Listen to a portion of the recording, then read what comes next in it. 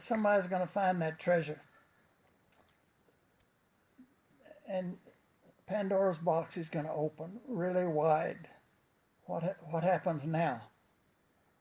And I said in a story that someplace I said, if you find a treasure, put it under your bed for 30 days and do nothing but think about it. Don't do anything but think about it. Okay, well, that's a nice quote. There's a number of decisions that have to be made. Mm-hmm. Who's going to appraise it? What's the IRS going to do? But I spent $8,000 with attorneys to find out what happens if it's found on government land, Indian land, or private property. And the water is so muddy that a lot of people think it's in Yellowstone. A lot of people think it's in Glacier. Probably more people think it's in Glacier than Yellowstone. But if it's found in Glacier,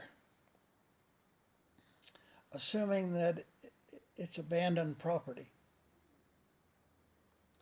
you're required by law to turn it into the superintendent of Glacier National Park. He has 3 or 6 months to seek me out, to find me, and return it to me. Mm-hmm.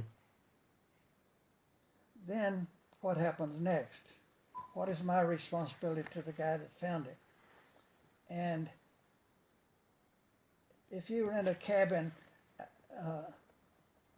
in West Yellowstone, out there by itself for a week, what are you renting?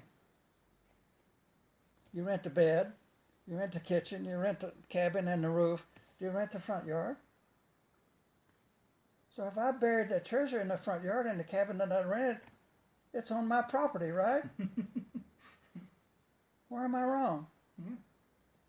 I mean, if the government has an easement into your land, like the utility people, the telephone people have a legal easement to come on your property and work on your telephone outside on the telephone pole.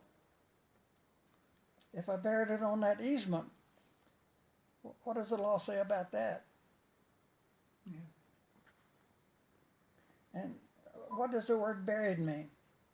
What does the word sepultured mean? What does the word entombed mean? And what's the relation between what's a trove? What does abandoned mean? What's the difference between abandoning something and storing it? You see how muddy the water can get? The lawyers can't figure that out.